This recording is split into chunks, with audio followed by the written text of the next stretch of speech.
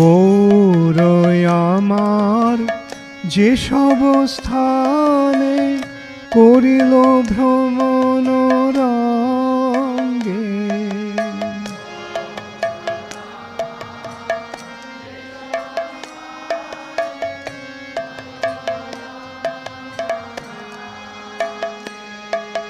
সেসব স্থান হেরিব আমি প্রণয় ভকত সঙ্গে।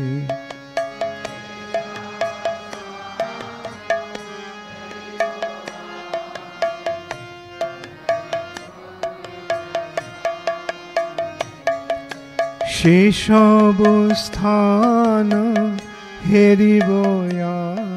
Hare Krishna, Krishna Krishna, Hare Hare, Hare Rama, Rama Rama, Hare Hare, Hare Hare Rama, Krishna Jadavaya Rama, Gopalo Vindaram, Sita Dasadan.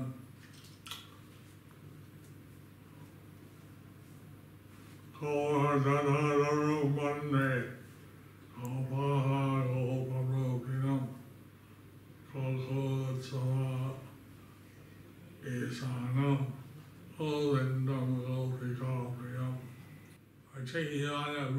तो हम आपको virtual परिक्रमा पर ले चल रहे हैं और हम अंतरद्वीप से आरंभ कर रहे हैं। जब हम जन्मस्थान मंदिर से निकलेंगे, हम श्रीवास आंगन पहुंचेंगे,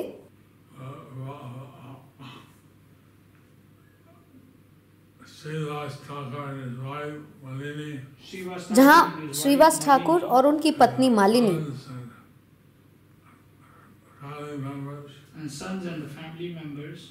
उनके पुत्र व परिवार के अन्य सदस्य रहा करते थे।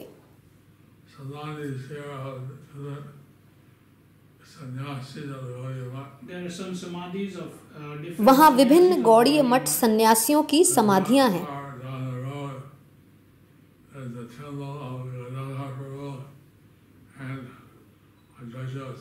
और उस सड़क से नीचे जाकर गदाधर पंडित व अद्वैत गोसाई के मंदिर हैं।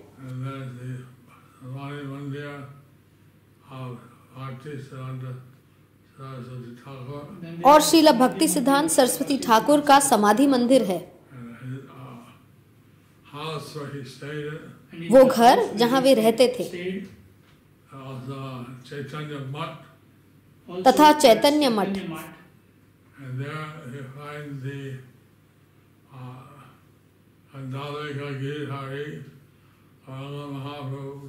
और वहां आपको श्रीमन महाप्रभु के विग्रह गंधर्विका गिरिधारी के दर्शन होंगे। और 4 वैष्णव संप्रदाय जिनका उल्लेख पद्म पुराण में है,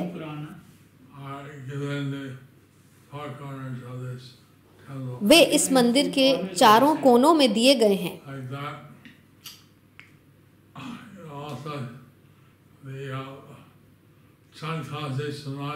और इस तरह चांद काजी की समाधि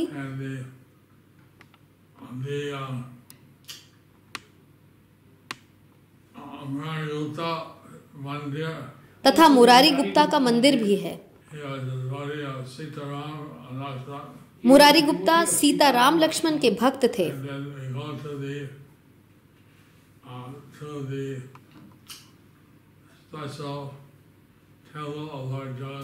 फिर हम भगवान जगन्नाथ के एक विशेष मंदिर में जाएंगे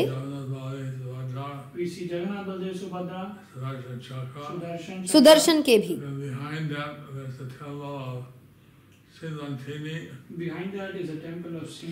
उसके पीछे सीमांतनी देवी का तथा भगवान चैतन्य का मंदिर है। तो जलंगी नदी के निकट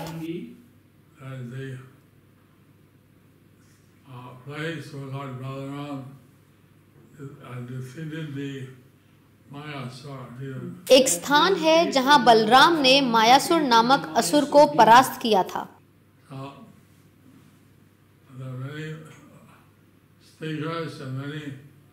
holy places in this Antardweep. So there are many In speakers. Antardweep area.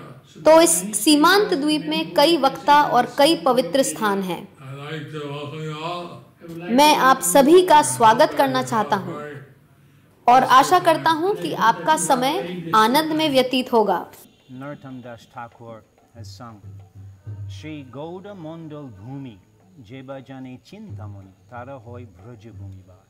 हम यहाँ श्रील प्रभुपाद के भजन कुटीर में बैठे हैं, नवद्वीप धाम में, गौड़ मंडल में, जिसे श्रील नरोत्तम दास ठाकुर ने चिंतामणि धाम बुलाया है, Narottam Das Thakur अर्थात आध्यात्मिक जगत, और हम यहाँ आपका स्वागत करते हैं।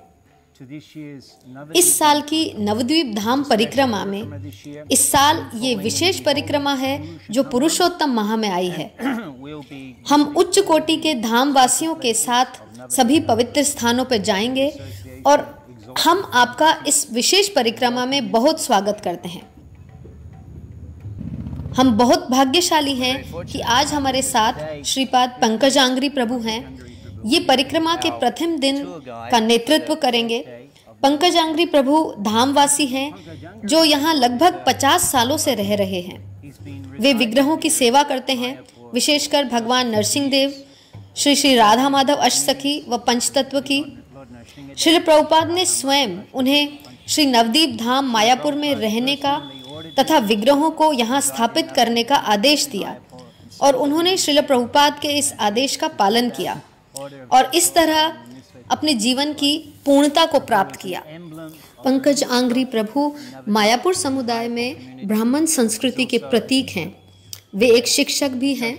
जैसा कि कहा गया है कि एक ब्राह्मण को दूसरे ब्राह्मण उत्पन्न करने चाहिए। इसके अलावा प्रभु मायापुर एकेडमी में सहायक भी हैं तथा पूरी दुनिया में पुजारी प्रशिक्षण भी देते हैं। नवदीप धाम परिक्रमा के प्रथम दिन इतने उच्च कोटि के धामवासी का साथ पाकर हम स्वयं को बहुत भाग्यशाली मानते हैं। हम प्रभु से उनके कुछ अनुभव सुनेंगे जो श्रील प्रभुपाद के उस समय से उन्हें याद हों जब वे भजन कुटीर में रहा करते थे। मैं पहली बार यहाँ 1972 में आया। मेरे भाई जननिवास यहाँ पहले से रहा करते थे। ये हमारे पास पहला भवन था। प्रभुपाद इसमें रहते थे। विग्रह यहाँ रहते थे, राधा माधव यहाँ रहते थे। तो इस तरफ ऐसा था। श्रील प्रभुपाद यहाँ अनुवाद किया करते। जाहिर है उस समय न बिजली थी न पानी। हमारे पास नहाने के लिए पंप हुआ करता था और श्रील प्रभुपाद अपने भक्ति वेदांत तात्पर्य बोलकर नहीं लिखवा पाते तो वे एक टाइपराइटर का उपयोग करते। तो वे एक मच्छरदानी में बैठते पर टाइप करने के लिए हाथ बाहर रखने पड़ते और वे शिकायत करते कि ये मच्छर मुझे कहीं भी पकड़ लेते हैं। मैं केवल अपने हाथ बाहर निकालता हूँ और ये मुझे काट लेते हैं। प्रभुपाद को कुछ ऐसे जीव नापसंद थे जो रात में ही निकला करते हैं, जैसे मच्छर या झींगुर, वो जो अजीब सी आवाज निकालते हैं, जिन्हें वे बहुत नापसंद करते थे। मायापुर में उस समय रहना अभी की तुलना में काफी कठिन होता होगा। कठिन नहीं था। तपस्या का मतलब है कि कुछ अच्छा मौजूद है पर आप उसका उपयोग नहीं कर सकते, वो तपस्या है। लेकिन जब कुछ इससे बेहतर मौजूद ही नहीं है तो वही सर्वश्रेष्ठ है जो है। तो देखा जाए तो इतना कठिन भी नहीं था। तो निष्कर्ष ये है कि मायापुर में रहने से अधिक अच्छा कुछ नहीं है, चाहे परिस्थिति जो भी हो। हम तुलना कर ही नहीं सकते। मायापुर में एक कदम भी कोई चलता है तो कितना होता है? 10 लाख अश्वमेघ करने के बराबर। तो इस साल हम आपका स्वागत करते हैं हमारे साथ आने के लिए। जैसे जैसे हम नवद्वीप धाम के एक एक निकुंज में विचरण करेंगे, यहाँ के अधिष्ठाता विग्रह हैं श्री श्री निताई पद कमल। जैसा कि श्री नरोत्तम दास ठाकुर गाते हैं, जे संबंध नाही जार व्रथे जन्म गेलो जार। निताई पद कमल से संबंध नहीं होने पर व्यक्ति का जीवन वृथा चला जाता है। प्रभु, क्या आप हमसे बांट सकते हैं कि श्री श्री निताई पद कमल की नवद्वीप धाम परिक्रमा में क्या भूमिका है? नवद्वीप के वासी वे नवद्वीप का मूल तत्व हैं। महाप्रभु प्रेम हैं, जीवंत कृष्ण प्रेम हैं और नित्यानंद उनके मुख्य वितरक हैं। कलयुग में भगवत प्रेम की प्राप्ति बहुत मुश्किल है, हमेशा मुश्किल है, विशेषकर कलयुग में। चाहे आप जप इत्यादि कर रहे हों, पर श्रील भक्ति विनोद ठाकुर कहते हैं अगर व्यक्ति नवद्वीप में जोर से ये दो नाम निताई गौरंगा पुकारे तो कृष्ण प्रेम आपको सहज ही मिल जाता है। उस व्यक्ति को खोजता हुआ, ढूंढता हुआ कृष्ण प्रेम चला आता है जो निताई गौरांग के नामों का जप कर रहा है। तो ये बहुत आसान है, एक बहुत बड़े उपहार के जैसा, बहुत ही सरल है। हमें किसी योग्यता की आवश्यकता ही नहीं है, हमें बस विश्वास होना चाहिए भगवान नित्यानंद व भगवान गौरांग की कृपा पर। प्रभु, क्या आप हमें बता सकते हैं कि नवद्वीप धाम परिक्रमा में भाग लेने वाले व्यक्ति का क्या भाव होना चाहिए? जैसे ही कोई परिक्रमा आरंभ करता है, जब व्यक्ति धाम की सीमा पर पहुंचता है, नीचे उतरते ही हर व्यक्ति को अपनी सुविधा अनुसार दंडवत प्रणाम करना चाहिए और धाम की रज में लौटना चाहिए और भगवान की कृपा की भिक्षा मांगनी चाहिए। निताई गौरांग के एक दास के भाव में प्रवेश करना चाहिए तथा परिक्रमा के मुहाने पर ही अपने मिथ्या अहंकार को छोड़ देना चाहिए। तो अपना मिथ्या अहंकार पीछे छोड़ दें और बाकी सारा बोझ भी पीछे छोड़ दें। वो सारी वस्तुएं जो हम साथ लेकर चलते हैं, जैसे कि मेरे भविष्य का क्या होगा, तो ये परिक्रमा भौतिक जगत से एक ब्रेक या छुट्टी की तरह है। तो आप वो सारी चीजें पीछे छोड़ दें, क्योंकि अब वो इतनी महत्वपूर्ण ही नहीं है, कम से कम उनके लिए जो इस अल्प समयावधि के लिए इस परिक्रमा में भाग ले रहे हैं। तो सब वस्तुओं को कृपा मत ले जाइए, अहंकार इत्यादि, और खुले दिल से, खुले मन से हर कदम पर भगवान की कृपा की आशा रखिए, क्योंकि आप यहाँ हैं और आप भक्ति के अनुकूल 5 चीजें कर रहे हैं जो बहुत ही अच्छा है। उसके अलावा नवद्वीप में वो सेवा 1000 गुना फलीभूत होती है। तो ये भाव है, हम खुले में जाकर भगवान की कृपा की आशा करते हैं। आपके अगले हर कदम पर ये आशा करिए कि नवद्वीप की रज, ये धाम अपने आप को आपके समक्ष उजागर करेगा।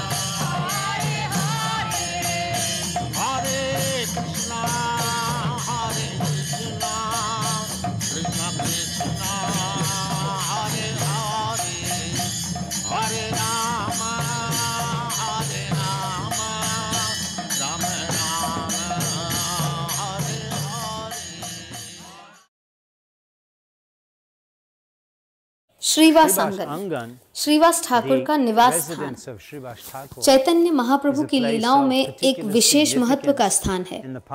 यहाँ शचीनंदन ने 1 वर्ष तक दूसरे सभी नवद्वीप वासियों के साथ अपने रात्रि कीर्तन आयोजित किए। बहुत सी लीलाएं यहाँ संपन्न हुई।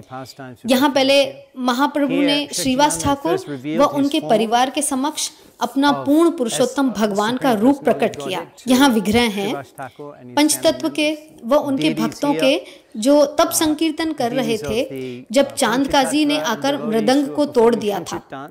तो ये विग्रह एक वेदी पर हैं। बीच वाली वेदी पर राधा कृष्ण और शचीनंदन गौरहरि के विग्रह हैं और अगली वेदी पर भी महाप्रभु हैं उनके पार्षदों के साथ चांद काजी के घर की ओर जाते हुए। महाप्रभु जब गया से लौटे तो वे एक भक्त के रूप में अपनी लीलाएं प्रदर्शित कर रहे थे, लेकिन उन्होंने पूर्ण पुरुषोत्तम भगवान के रूप में स्वयं को उजागर नहीं किया था। और फिर एक दिन गंगा के किनारे गायों को देखकर, यहाँ वहाँ उछलते व घास खाते देखकर महाप्रभु भाव विभोर हो उठे। और वे यहाँ श्रीवास के घर की तरफ आए।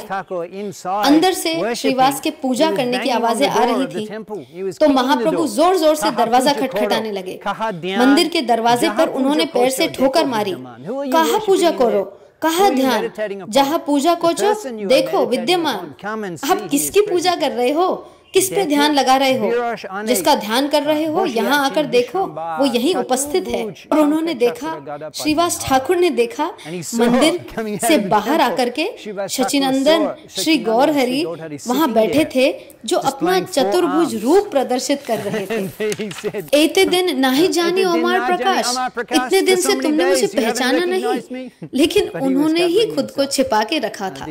तो ये अद्भुत लीलाएं यहाँ श्रीवास आंगन में संपन्न हुई। You have to say Srivas Angan. Angan means courtyard of Srivas Thakur's body. तो आपको कहना चाहिए श्रीवास आंगण। आंगण का मतलब है आंगन, श्रीवास ठाकुर का आंगन। ये वो स्थान है जहाँ संकीर्तन आंदोलन आरंभ हुआ, जहाँ श्री कृष्ण चैतन्य महाप्रभु, वैसे तो वो तब तक श्री कृष्ण चैतन्य बने नहीं थे, फिर भी उन्होंने संन्यास नहीं लिया था तब तक, लेकिन वे गए और ईश्वरपुरी से मंत्र ग्रहण लेकर वापस आए। जब वे लौटे तो उन्होंने संकीर्तन का उद्घाटन किया।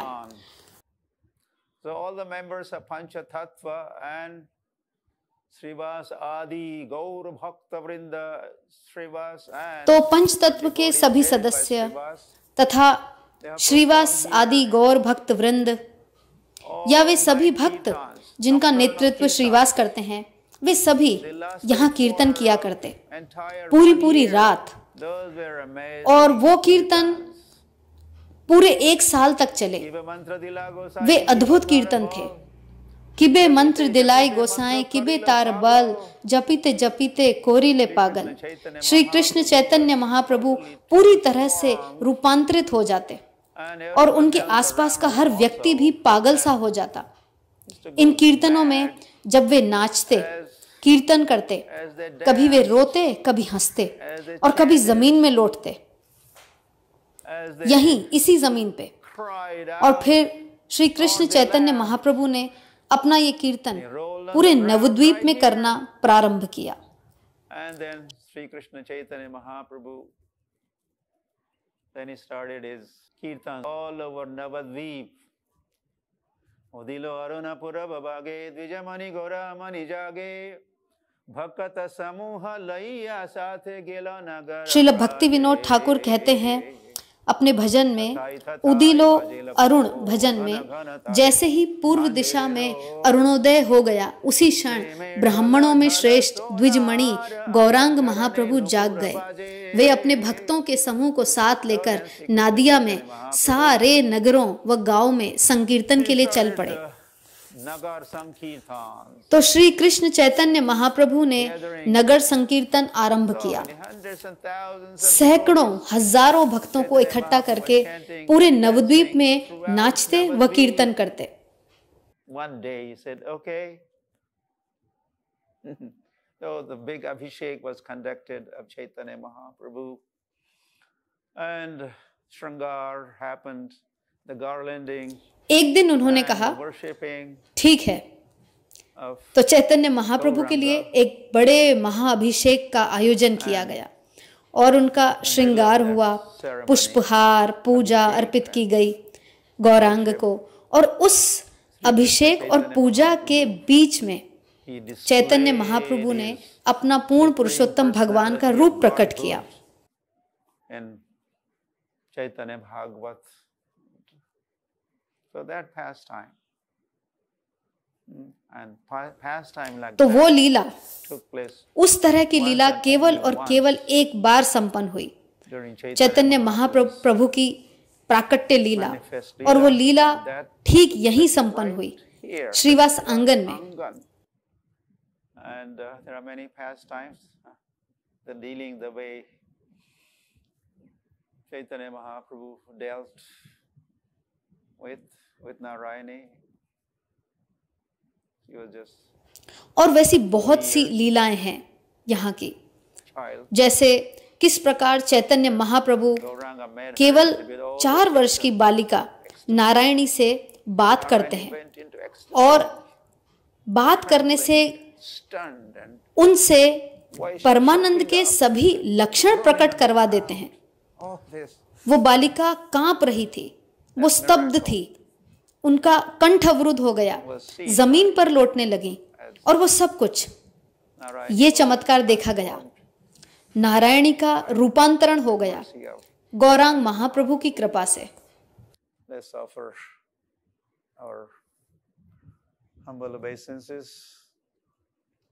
also to this place, and also obeisances to all the pastimes which have taken place here, and let us take the dust of this place on our head. आइए हम इस स्थान को विनम्र प्रणाम करें और उन लीलाओं को भी जो यहाँ इस स्थान पे प्रकट हुई, इसकी रज को हम अपने माथे पर लगाएं, जिसे गौरांग, नित्यानंद, अद्वैत, गदाधर, श्रीवास तथा गौर भक्त वृंद ने छुआ है।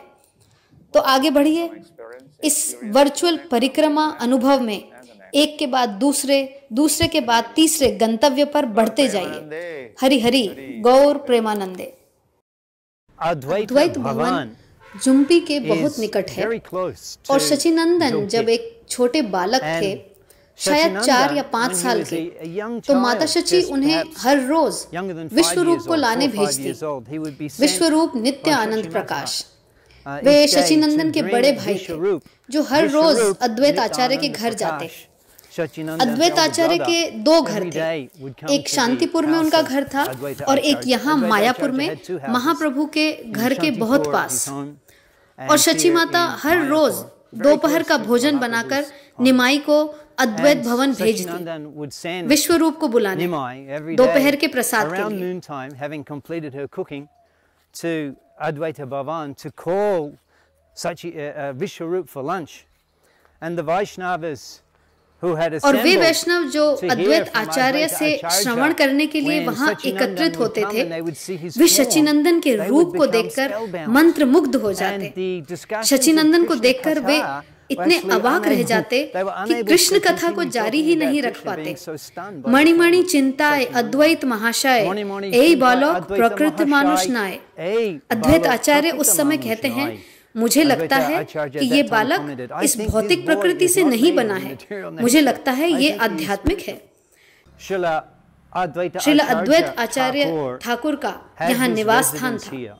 यहाँ इस मंदिर में उनके विग्रह हैं, जिसमें अद्वैत आचार्य चैतन्य महाप्रभु को प्रकट होने की प्रार्थना करने वाली लीला दिखा रहे हैं, जहाँ वे अपने शालिग्राम शिला को तुलसी पत्र व गंगा जल अर्पित करके उसकी पूजा कर रहे हैं। और शचिनंदन श्री गौर हरि उन्हें अपना आशीर्वाद दे रहे हैं, उन्हें आश्वस्त कर रहे हैं कि वे आएंगे।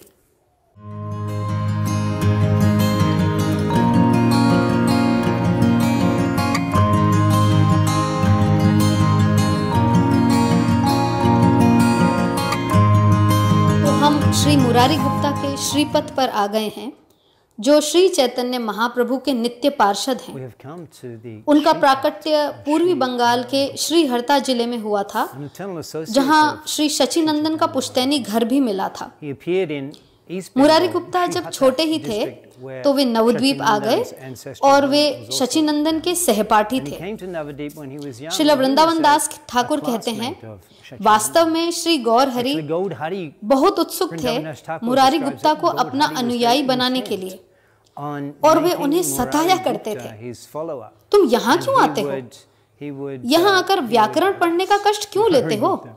घर जाओ, जड़ी बूटी से दवाइयाँ बनाओ और रोगी लोगों को ठीक करो। मुरारी गुप्ता वैद्यों के परिवार से थे। मुरारी गुप्ता रुद्र के आंशिक अवतार थे, तो महाप्रभु बहुत संतुष्ट थे कि उनके द्वारा इतने व्यंग्य कसे जाने के बावजूद वे अपने क्रोध को प्रदर्शित नहीं करते थे। श्री मुरारी गुप्ता हनुमान जी के अवतार हैं, और यहाँ इस सुंदर मंदिर में आप रामायण की सारी लीलाएं देख सकते हैं। pastimes. सीताराम लक्ष्मण Ramayana, व हनुमान के विग्रह भी यहाँ हैं the deities of और Sitaram, यहाँ Lakshmana, Adhokshaja and Hanuman Narayan are के here. विग्रह भी हैं Also, there's a जो deity मंदिर की of खुदाई के Akshaya समय प्रकट हुए Narayan, थे। which was discovered when और the फिर temple was उनके being गुरुकुल समय के पश्चात And after महाप्रभु their जब time गया in the धाम से Gurukul, लौटे Mahaprabhu तो having Murari returned Gupta from उनके Gayadham, भक्त व Murari अनुयायी Gupta बन became गए a devout, और उनके संकीर्तन follower आंदोलन में and भाग लेने participant लगे। of Mahaprabhu वे Shankar महाप्रभु के समय And he would साथ में perform कीर्तन Sankirtan करते with Mahaprabhu और साल में and एक also बार annually नवद्वीप visit वासियों के साथ Jagannath Puri with Jagannathpuri all the जाते। devotees of Navadvip. He way is Hanuman ji the के अवतार हैं incarnation और of हनुमान जी Hanuman के विग्रह and भी the deity of यहाँ Hanuman इस is मंदिर also में present मौजूद in हैं। here. So तो when the जब Lord भगवान appears, प्रकट Lord होते हैं Chaitanya appears उनसे here, सारे संगी all of his associates नहीं सारे तो नहीं join him. लेकिन Not लगभग all of them, सभी but most way of them. सभी From his अलग-अलग associates when he has different रूप में आते incarnations, हैं। they also जब वे come. अलग अलग अवतार लेते हैं So here's तो such a उनके case पार्षद that भी आते Murari हैं। Gupta is तो यहाँ actually भी वैसा ही incarnation है of Hanuman. कि Murari He was a Gupta great वास्तव devotee में of हनुमान के Lord अवतार हैं। Ramchandra. वे भगवान राम के They're all महान appearing भक्त also थे in, लेकिन वे वहाँ महाप्रभु के नायकों में भी प्रकट होते हैं। and that was, एक बहुत ही there was रोचक an बातचीत है interesting मुरारी व भगवान dialogue, चैतन्य के a बीच। confrontation between ठीक है Murari तो and, तुम सीताराम की पूजा कर रहे Lord हो, Chaitanya, because he अच्छा said, है, you know, you're लेकिन worshipping भगवान की आराधना का सर्वश्रेष्ठ सीताराम। तरीका है, सबसे उत्तम Fine, और गुप्त but, विधि you है know, राधा व कृष्ण के the माधुर्य actually भाव में the super भक्ति। excellent ये बहुत गुप्त है worship, तथा किसी भी दूसरी विधि से बहुत super अलग excellent way किंतु of सरल worshiping विधि the है। Lord. कृष्ण ही वास्तव में Most परम exactly पूर्ण पुरुषोत्तम is भगवान worship हैं of और बाकी सभी उन्हीं के विस्तार हैं।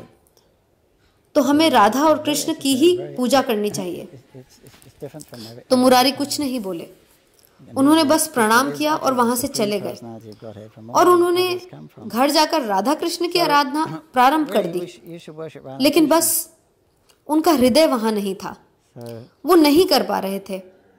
वो जागते रहे, पूरी रात जागते रहे और रोते रहे and और बस स्वयं को श्री राम के चरण कमलों से दूर ले जाने में वो असमर्थ his थे। heart wasn't there. तो अगले दिन वे चैतन्य महाप्रभु से फिर मिलने गए He's awake, और उनसे कहा, he stayed awake all night, Mahaprabhu he was crying. मेरा जीवन समाप्त कर दीजिए। He just couldn't महाप्रभु ने कहा, आप क्या कह रहे हैं, क्योंकि आपने मुझे एक ऐसा आदेश दिया है जिसका न मैं पालन कर सकता हूँ न ही उसकी अवज्ञा कर सकता हूँ। बेहतर होगा कि मैं अपना जीवन समाप्त ही कर लूं। वे बोले, मैंने अपना जीवन श्री रामचंद्र को समर्पित कर दिया है और मैं उनके चरण कमल नहीं त्याग सकता। और फिर वे गुणगान करने लगते हैं। महाप्रभु ने कहा, मुरारी तुम शुद्ध भक्त हो, मैं बस अटखेली कर रहा था, बस थोड़ा तुम्हें परख रहा था। उन्होंने कहा, वो भक्त महान है जो अपने इष्ट को नहीं त्यागता। फिर उन्होंने उसके माथे पर लिख दिया रामदास। तो फिर मुरारी बहुत सी अद्भुत कथाएं व श्लोक रामचंद्र के बारे में बताने लगे और महाप्रभु उन सब का आनंद ले रहे थे। तो वे सब यहाँ आते हैं और कुछ भक्तों के तो अपने अपने इष्ट देव होते हैं। तो महाप्रभु की लीला में भी कुछ भक्त जब वे ये संसार त्यागते हैं तो उन्हें दो शरीर प्राप्त होते हैं, दो व्यक्तित्व, एक राधा कृष्ण के साथ रहने के लिए और दूसरा उनके इष्ट देव के साथ रहने के लिए। जैसे महाप्रभु के भक्तों को श्वेतद्वीप में शरीर मिलता है जो गोलोक का 1/4 भाग है, जहां महाप्रभु की लीलाएं चल रही हैं और राधा कृष्ण की लीलाएं भी गोलोक में चल रही हैं। एक स्थान पर महाप्रभु की लीला चल रही, नाम संकीर्तन इत्यादि, और कभी कभी ये विचरण करते करते राधा कृष्ण की लीलाएं देखने गोलोक चले आते हैं और फिर वापस वहीं लौट जाते हैं। तो जो भक्त राधा कृष्ण व महाप्रभु दोनों की भक्ति करते हैं, जो कि करनी भी चाहिए, वे एक साथ दोनों स्थानों पर जाते हैं। मेरे कहने का मतलब है कि हमें महाप्रभु की आराधना करनी चाहिए। चैतन्य चरित्रामृत में लिखा है कि महाप्रभु की भक्ति के बिना राधा कृष्ण की आराधना समय व्यर्थ गंवाना है, क्योंकि राधा व कृष्ण की भक्ति के लिए आपको राग मार्ग में होना चाहिए। वहां तक आप पहुंचेंगे कैसे? आप कैसे शुद्ध सहज भक्तिमय सेवा आज के समय में प्राप्त कर सकते हैं? Mahaprabhu is not तो asking for महाप्रभु qualification, योग्यता that's his नहीं पूछ speciality, रहे हैं, his speciality. ये उनकी विशेषता I'd है, accept your service उनकी anyway. बहुत सी विशेषताओं में से एक So, कि when we- वह it's the only- योग्यता it's का actually विचार only नहीं way करते। you have to go to, मैं Mahaprabhu आपकी आपकी सेवा को Then- हर परिस्थिति में that's स्वीकार understandable. करूंगा। But then Krishna, और yes, Kaviraj says that Radha और कृष्ण And हैं, तो to यही worship एक मार्ग Mahaprabhu है without जिससे worshiping आप Radha Krishna पंचतत्व also और worship. महाप्रभु तक What? पहुंच सकते हैं, ये समझ में आता है। Why is that? Because what is पर Mahaprabhu फिर saying? कृष्णदास कविराज कहते हैं, Worship Radha Krishna. बिना राधा don't कृष्ण की worship Radha पूजा Krishna, किए not follow Mahaprabhu's केवल महाप्रभु की desires, so भक्ति भी you also- समय गंवाने के जैसा ही है। क्या So we worship. ऐसा क्यों है? क्योंकि महाप्रभु क्या कह रहे हैं? राधा कृष्ण की पूजा करो।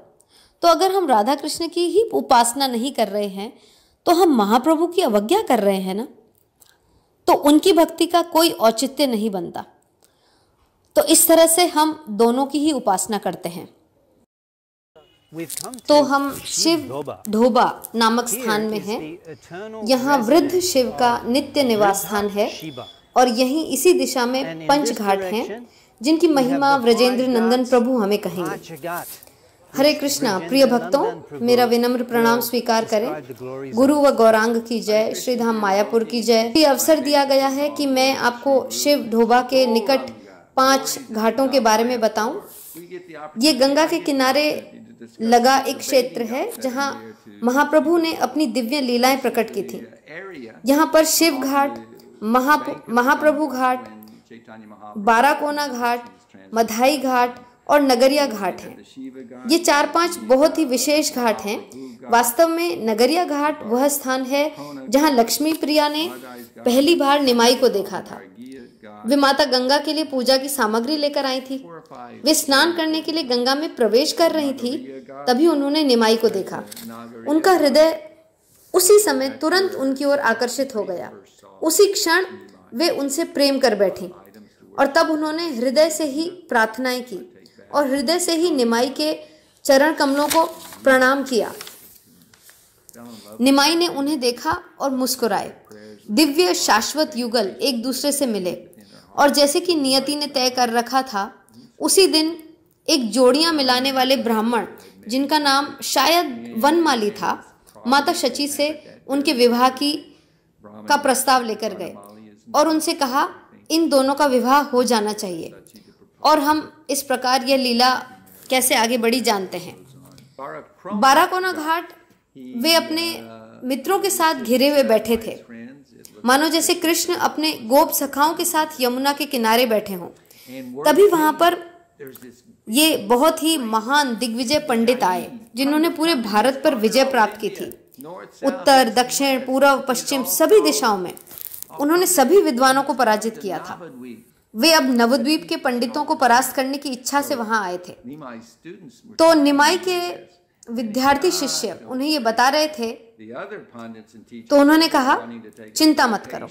नवद्वीप के अन्य पंडित व विद्वान शिक्षक छुट्टी पर जाना चाह रहे थे ताकि उन्हें केशव कश्मीरी से हार कर लज्जित न होना पड़े, परंतु भगवान चैतन्य ने अपने शिष्यों से कहा वो बहुत घमंडी है और कृष्ण व्यक्ति के अहंकार को नष्ट करना पसंद करते हैं। चिंता मत कीजिए, ये केशव के साथ भी ऐसा ही होगा।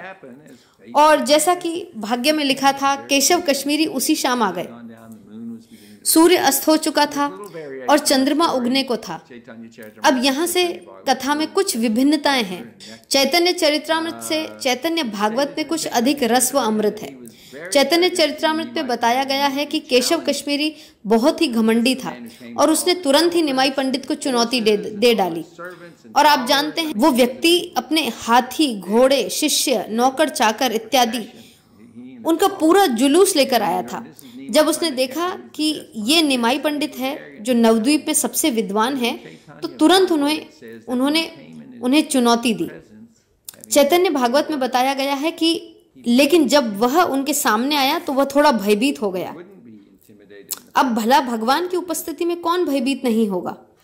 उनकी विशेषताएं, उनकी उपस्थिति, तो वो थोड़ा सा विनम्र हुआ। और दोनों ही शास्त्रों में आता है कि निमाई ने उनसे कहा आप बड़े ही महान कवि हैं, क्या आप माता गंगा की महिमा का गुणगान करेंगे? हमें उनकी महिमा सुनकर बड़ी प्रसन्नता होगी। तो चैतन्य चरित्रामृत में आता है कि उन्होंने 1 घंटे तक महिमा गान किया, जबकि चैतन्य भागवत में कहा गया कि उन्होंने 3 घंटे तक महिमा गान किया। जो भी हो, लेकिन माता गंगा का अति सुंदर महिमा गान हुआ। और हम सब ये कथा जानते हैं कि उन सब श्लोकों में से भगवान ने एक श्लोक उठाकर कहा कि क्या आप इस श्लोक की त्रुटि जानते हैं? केशव कश्मीरी अचंभित रह गए कि इतने सारे श्लोकों में से ये एक श्लोक निमाई को कैसे याद रहा। तब वैसे उन्होंने केशव कश्मीरी को परास्त किया, पर वे इतने दयालु हैं कि उन्होंने ये सब लीला किसी बड़े समूह के सामने नहीं बल्कि अकेले में संपन्न की। फिर मधाई घाट, मुझे मधाई का नाम लेना ही होगा। और हम सब जानते हैं उस महान लीला को जिसमें भगवान चैतन्य और नित्यानंद ने जगाई और मधाई का उद्धार किया। इस लीला से हमें आशा मिलती है कि भगवान चैतन्य वास्तव में पतित पावन हैं और वे सबसे पतित व्यक्ति का भी उद्धार कर देते हैं। तो भगवान नित्यानंद द्वारा इस जगत को बनाया गया। जब नित्यानंद व हरिदास ने उन्हें दूसरी बार शिक्षा देने का प्रयास किया, तब मधाई ने उनके सिर पर पत्थर दे मारा, जिससे नित्यानंद के सर से रक्त की धारा बह निकली। जब वह दोबारा उन्हें मारने वाला था, तब जगाई ने उनकी बाह पकड़कर उसकी बाह पकड़कर उसे रोक लिया। इसके तुरंत बाद जब भगवान चैतन्य को पता चला कि नित्यानंद को इन 2 दुष्ट और पापी लोगों ने चोट पहुंचाई है, तो वे वहां बहुत ही क्रोधित अवस्था में वहां पहुंचे और उन्होंने सुदर्शन का आह्वान किया और तुरंत दोनों को मारने का आदेश दिया। किंतु नित्यानंद ने उनके पैर पकड़ लिए और कहा, हे मेरे प्रभु, इन्हें न मारें, इन्हें क्षमा कर दें, क्योंकि जगाई ने तो मधाई से मुझे दोबारा न मारने से रोका है। तब भगवान चैतन्य ने तुरंत ही उसे आशीर्वाद देकर गले लगा लिया तथा कृष्ण प्रेम प्रदान कर दिया। तुमने मेरे प्रिय भक्त नित्यानंद को बचाया है, धन्यवाद। मधाई ने कृष्ण भावनामृत की विधि को अपना लिया और वह भी जप करने लगा, और हम ये अनुमान लगा सकते हैं कि उनका भाई भी ऐसा ही करने लगा। और वो एक दिन में 2 लाख नाम जपता था। और वह भगवान नित्यानंद के पास गया और कहा कि वो उस दुख से उबर ही नहीं पा रहा है कि उसने उन्हें चोट पहुंचाई थी। वह कितना पापी व्यक्ति है। फिर उसने भगवान नित्यानंद से प्रार्थनाएं की, जो कि चैतन्य भागवत की मध्य लीला के 15वें अध्याय में वर्णित की गई हैं। जो भी इन प्रार्थनाओं को पढ़ता व सुनता है, उसको भगवान नित्यानंद के चरण कमलों के प्रति प्रेम उत्पन्न होता है। तो मैं आपको भी वो प्रार्थनाएं पढ़ने की सलाह देता हूँ। इन प्रार्थनाओं में कहा गया है कि आप हर व्यक्ति के हृदय में स्थित परमात्मा हैं। मैंने सभी के प्रति अपराध किया है, परंतु मैं उन लोगों को नहीं पहचानता जिनके प्रति मैंने अपराध किया है। मैं उन सभी से क्षमा मांगना चाहता हूँ, पर यह मैं कैसे करूं मुझे पता नहीं। और भगवान ने उनसे कहा कि तुम्हें चिंता करने की आवश्यकता नहीं है, क्योंकि तुम्हें माफी मिल चुकी है। परंतु उसकी विनम्रता, उसके पछतावे को वो हमेशा रोता रहता था कि कैसे भगवान नित्यानंद के प्रति व अन्य लोगों के प्रति भी उसने इतने अपराध किए। तब भगवान नित्यानंद ने उसे ये अद्भुत सेवा दी। उन्होंने उससे कहा कि तुम्हें गंगा नदी के किनारे पर एक घाट बनाना चाहिए, जहां लोग आए, उसमें स्नान करें, शुद्ध हों, जिससे वे आपसे प्रसन्न हों और माता गंगा भी आपको आशीर्वाद दें। और इस प्रकार जितना हो सके आप माता गंगा की सेवा करो। तो वही मधाई ने किया। तो ये सभी घाट एक दूसरे के पास पास हैं। महाप्रभु एक विद्यार्थी के रूप में एक घाट से दूसरे घाट पे जाते और तैराकी करते, और वहाँ अन्य विद्यार्थी भी उनके साथ कई विषयों पर चर्चा करते। तो इन घाटों में स्नान करना बहुत मंगलकारी है। यह कहा जाता है कि गौर पूर्णिमा के दिन यदि आप इन घाटों पर जाएं, तो आप भगवान कृष्ण के प्रति प्रेम विकसित कर लेंगे। तो मुझे अति प्रसन्नता है कि कुछ लीलाओं को स्मरण करने का, आपसे बांटने का मुझे अवसर मिला। मैं आशा करता हूँ कि आपकी यह परिक्रमा बहुत अच्छी होगी। This morning we took darshan of Lord Shiva in Rajapur, beside Jagannath Temple, and also Shiv Doba. We took darshan of Briddha Shiva. So Lord Shiva also plays a very important role in Navadip Dham. Could you explain? आज सुबह हमने राजापुर में भगवान शिव के दर्शन किए, जगन्नाथ मंदिर के पास, और शिव ढोबा में हमने वृद्ध शिव के दर्शन किए। तो भगवान शिव की नवद्वीप धाम में एक विशेष भूमिका है। क्या आप शिव की इस धाम में भूमिका बता सकते हैं? वे वास्तव में सभी धामों में उपस्थित हैं, जैसे वृंदावन धाम में भी वे धाम की रक्षा करते हैं। एक बात यह है कि वे धाम की चारों दिशाओं से रक्षा करते हैं और वो अपनी चिर संगिनी पार्वती देवी के साथ प्रकट होते हैं। शिव ढोबा में जब वे सड़क की खुदाई कर रहे थे, ढोबा का अर्थ होता है छोटा कुंड, जो कि गर्मियों में सूख जाता है, तो वहाँ पे अब एक चिकित्सालय है, तो वहाँ एक पुल है, पर पहले तो वहाँ सड़क भी नहीं थी, पुल भी नहीं था, बस ऐसे ही कच्चा रास्ता था। पर इस स्थान के बारे में कहा जाता है कि भगवान शिव कृष्ण के प्रेम के भाव में थे तथा वो कृष्ण प्रेम के परम आनंद में थे और वे रुदन कर रहे थे। उनके अश्रुओं से ये ढोबा, ये छोटा कुंड उत्पन्न हुआ है। फिर बाद में जब उस स्थान की खुदाई हुई तो श्रील भक्ति सिद्धांत सरस्वती ठाकुर ने सड़क बनवाई, तो वहां उस खुदाई में उन्हें ये शिव प्राप्त हुए और शिव के विग्रह को उन्होंने भगवान चैतन्य के जन्म स्थान पर निमाई के विग्रह के पीछे स्थापित कर दिया। जब आप विपरीत दिशा में जाकर के मैदान की तरफ बाएं से मुड़ते हैं तो वहां एक मंदिर है जो प्रौढ़ माया तथा शिव का मंदिर है। यहाँ वे एक शिव व प्रौढ़ माया जो है वो धाम की रक्षा करते हैं। प्रौढ़ माया एक झीनी सी परत से धाम को ढक देती हैं ताकि भौतिकता का धाम में प्रवेश न हो, क्योंकि वे धाम को प्रकट नहीं करना चाहती। तो भगवान शिव ऐसा सभी धाम में करते हैं। जैसा कि आप जानते हैं कि उनके विभिन्न क्षेत्रों में विभिन्न रूप हैं। शिव ढोबा में वहाँ एक गौड़ीय मठ है और एक शंकर महाराज हैं जो इस नए मंदिर का निर्माण करवा रहे हैं। तो जब इसका निर्माण वे करवा रहे थे, भगवान शिव उनके स्वप्न में आए और वो 40 फीट लंबे थे। उन्होंने सिंह चर्म पहना हुआ था और वे बहुत क्रुद्ध थे। उन्होंने कहा, ये मेरा स्थान है, तुम क्यों मेरा स्थान ले रहे हो? तो उस महाराज ने उन्हें वचन दिया कि वे उनके लिए एक सुंदर मंदिर का निर्माण करवाएंगे। वहाँ एक सुंदर लिंगम है, वहाँ सड़क के दूसरी ओर एक अस्थायी शेड है और उसमें वहाँ वह सुंदर लिंग है। So then he promised he would make a nice temple for him, and he has a beautiful lingam there in a temporary shade right on the next to the road. जिसके जब आप पीछे की तरफ जाते हैं तो वहाँ कुछ धवल सफेद रेखाएं नीचे की ओर आती दिखाई देती हैं, नदी की तरह, जैसे कि आकाश गंगा उतर रही हो। एक अन्य भक्त जो इस्कॉन के भक्त थे, जिनका नाम निमाई था, उन्होंने जब मंदिर का निर्माण आरंभ किया तो उनके साथ ये घटना दोबारा घटी।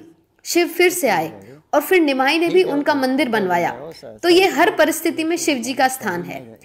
भविष्य में शिव व प्रौढ़ माया दोबारा अवतरित होंगे, ये भविष्यवाणी हुई है।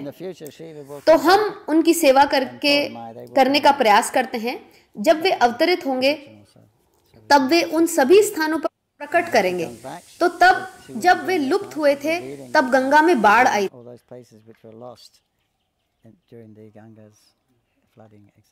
The Sri Chaitanya Math was the headquarters of चैतन्य मठ श्रील भक्ति सिद्धांत सरस्वती ठाकुर के प्रचार आंदोलन का केंद्र था। उन्होंने काफी लंबा समय यहाँ व्यतीत किया है। यहाँ उनका एक बहुत सुंदर समाधि मंदिर है। हम जानते हैं, शास्त्र बताते हैं, आचार्यों की उपस्थिति ऐसे समाधि मंदिरों में पूर्ण रूप से दिखाई देती है और यहाँ वे अपनी कृपा के भाव में हैं। तो हम श्रील भक्ति सिद्धांत सरस्वती ठाकुर का आशीर्वाद प्राप्त कर सकते हैं, जो कि गौड़ीय मठ के संस्थापक आचार्य हैं, जिन्होंने पूरे भारत में 64 मंदिर स्थापित किए हैं और अन्य देशों में भी। और श्रील प्रभुपाद को व्यक्तिगत रूप से निर्देश दिए कि वे कलकत्ता उद्दंग रोड पर स्थित गौड़ीय मठ में चैतन्य महाप्रभु की शिक्षाओं का अंग्रेजी भाषा में पूरे विश्व में प्रचार करें। श्रील प्रभुपाद भी कुछ अवसरों पर चैतन्य मठ गए और उन्होंने श्रील भक्ति सिद्धांत सरस्वती ठाकुर अपने गुरु महाराज का संग प्राप्त किया। उनके मिलने के कई दृष्टांत हैं। यहाँ श्रील भक्ति सिद्धांत सरस्वती ठाकुर के पूजनीय विग्रह श्री श्री राधा गंधर्विका गिरिधारी जी हैं और भक्ति सिद्धांत सरस्वती ठाकुर ने 4 आचार्यों के विग्रहों की भी स्थापना यहाँ की चैतन्य मठ में, ये दर्शाते हुए कि महान वैष्णवों की शिक्षाओं और निर्देशों ये सब एक हैं तथा महाप्रभु की शिक्षाओं से जुड़े हुए हैं।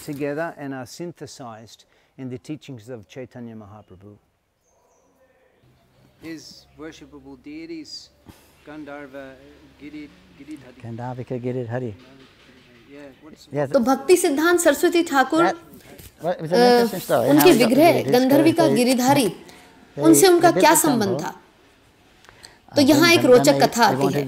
उन्होंने मंदिर बनवाया और उन्हें विग्रह स्थापित करने थे, तो वे स्वयं जयपुर एक विशेष दुकान पर गए जहाँ विश्व प्रसिद्ध संगमरमर के विग्रह बनते हैं। तो वहाँ का जो मालिक था वह उन्हें अंदर ले गया और कहा कि ये आपके विग्रह हैं। तो श्रील प्रभुपाद ने पूछा कि आपको कैसे पता कि मैं विग्रह लेना चाहता हूँ। दुकानदार ने कहा ये विग्रह मेरे स्वप्न में आए थे और उन्होंने बताया कि कल मुझे लेने के लिए एक महापुरुष आएंगे, आप उन्हें मुझे अर्पित कर देना, तो आप कृपया ये विग्रह ले लीजिए। तो गंधर्विका गिरिधार जी श्रील भक्ति सिद्धांत सरस्वती ठाकुर उन्होंने उनकी सेवा को चुना और वे मायापुर आ गए। वे शायद गौड़ीय मठ के सबसे बड़े विग्रह हैं। मैं नहीं जानता पर वे बहुत बड़े हैं। हाँ, शायद सबसे बड़े हैं। Gokashodas Babaji Maharaj, the exalted guru of Siddhanta Srila भक्ति सिद्धांत सरस्वती ठाकुर के महान गुरु श्रील गौर किशोर दास बाबा जी महाराज, वे यहाँ अपना भजन किया करते थे और यहाँ उनका समाधि मंदिर भी स्थापित है। वैसे वो यहाँ पुनर्स्थापित हुआ है उनका समाधि मंदिर। इससे पहले वो गंगा के उस तरफ था नवद्वीप में, और फिर भक्ति सिद्धांत सरस्वती ठाकुर वो गंगा की बाढ़ के बाद उन्हें यहाँ ले आए। ये महान आचार्य अपने गौर भजन में बेहद सुदृढ़ थे और हर रोज 2 लाख हरि नाम जपते थे, जो लगभग 125 माला जप के बराबर होता है। और वे बहुत ही कठोर तपस्वी थे। वे अपनी पेट की क्षुधा को शांत करने के लिए गंगा तट की मिट्टी खा लिया करते। कभी कभी ऐसे ही भीगे हुए चावल खा लेते जो वो मानवीय खोपड़ी में भिगोया करते थे, और इस तरह वे बहुत ही सुदृढ़ भजन करते। हम उन्हें प्रणाम करते हैं और उनकी कृपा से हम इस संप्रदाय में उनका संग प्राप्त कर सकते हैं। श्रील भक्ति सिद्धांत सरस्वती ठाकुर को अपने पिता श्रील भक्ति विनोद ठाकुर से यह विशिष्ट निर्देश मिले थे कि वे श्रील गौर किशोरदास बाबा जी से ही दीक्षा लें, और इस प्रकार ये उन्नत परमहंस महाभागवत वैष्णव अपनी कृपा हरे कृष्ण आंदोलन के विश्व भर के भक्तों पर बरसा रहे हैं। और ये गौर किशोरदास बाबा जी महाराज, श्रील भक्ति सिद्धांत सरस्वती ठाकुर तथा श्रील प्रभुपाद की कृपा है। हरे कृष्णा। पवित्र धाम में वृक्ष भी कल्प वृक्ष माने जाते हैं, जो इच्छा पूर्ति वृक्ष होते हैं।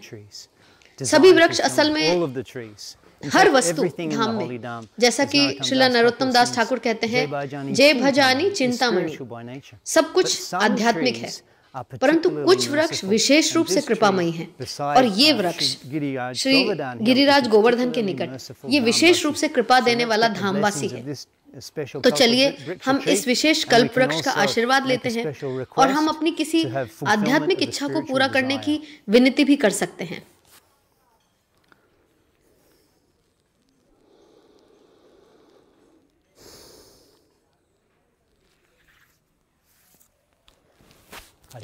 हरे कृष्णा।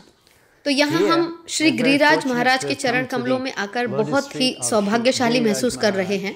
श्री गोवर्धन शिला जो विशेष रूप से श्रील भक्ति सिद्धांत सरस्वती ठाकुर द्वारा लाई गई तथा स्थापित की गई। आचार्य बहुत ही कृपालु हैं तथा उन्हीं की कृपा से धाम स्वयं को प्रकट करता है। तो आइए हम गिरिराज महाराज की परिक्रमा करते हैं।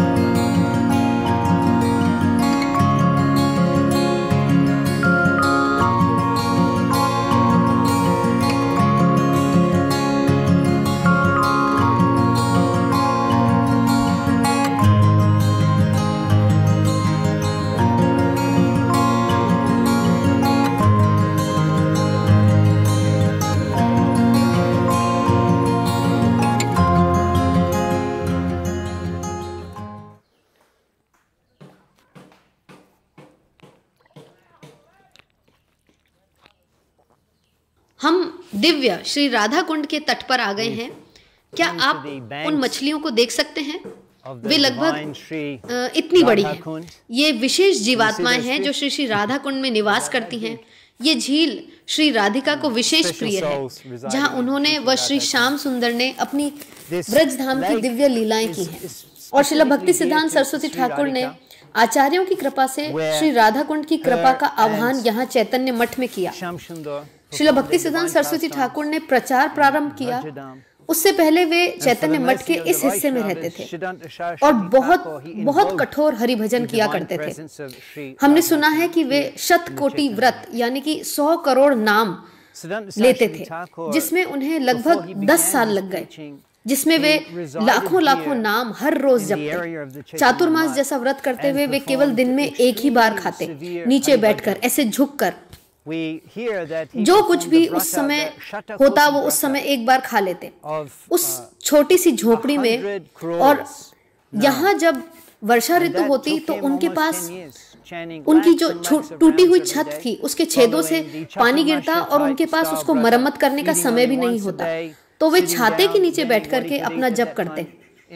आखिरकार एक दिन पंचतत्व प्रकट हुए और उन्होंने स्वयं श्रील भक्ति सिद्धांत सरस्वती की ठाकुर के सामने उनको ये आदेश दिया कि बहुत हुई आपकी ये तपस्या, बहुत हुई इतनी कठोरता, अब आप जाकर प्रचार करें और हम आपके साथ रहेंगे। फिर श्रील भक्ति सिद्धांत ठाकुर ने श्री राधा कुंड से आशीर्वाद ग्रहण किया और कलकत्ता जाकर एक प्रचार आंदोलन आरंभ किया।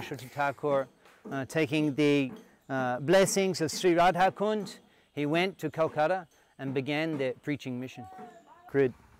ये श्याम कुंड है। सिद्धांत सरस्वती ठाकुर ने यहाँ नवद्वीप मायापुर में व्यक्तिगत रूप से चैतन्य मठ में स्थापित किया और उनकी आध्यात्मिक शक्ति के कारण वे उसका पूर्ण रूप से आह्वान कर सके। तो आइए हम श्री श्री श्याम कुंड से कुछ जल अपने सिर पर डालते हैं।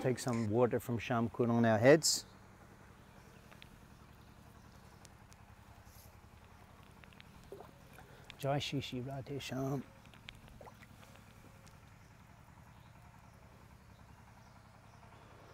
Look at those beautiful lotus flowers just emerging from the water. उन सुंदर कमल के फूलों को देखिए जो इस कुंड में खिले हैं। इन पोखरों को विशेषकर विग्रहों की सेवा के लिए ही उपयोग में किया जाता है तथा इनका ध्यान यहाँ के जो धामवासी हैं वो बड़े प्रेम से रखते हैं। जय श्री श्री राधे श्याम नवद्वीप धाम की जय, भक्ति सिद्धांत सरस्वती ठाकुर की जय, श्रील प्रभुपाद की जय, समवेत भक्त वृंद की जय। श्रील प्रभुपाद की जय, समवेत गौड़ भक्त वृंद की जय। श्रील भक्ति सिद्धांत सरस्वती ठाकुर ने अपना मुख्यालय यहाँ अंतरद्वीप में चैतन्य मठ में स्थापित किया और उन्होंने राधा कुंड, श्याम कुंड तथा गिरिराज गोवर्धन भी स्थापित किए। क्या आप इनके बारे में कुछ बताना चाहेंगे?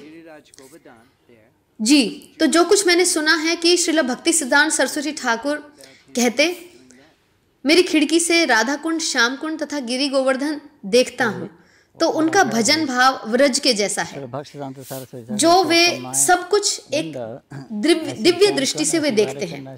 तो उनके शिष्यों ने उनसे पूछा कि क्या हम यहाँ ये बना सकते हैं राधा कुंड, श्याम कुंड, Giri Govardhan?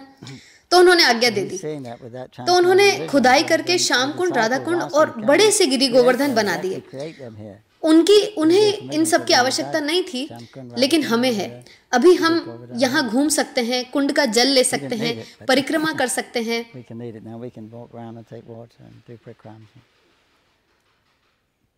What are some of the memorable pastimes of Siddhanta Saraswati Thakur at Chaitanya Math? There are many there.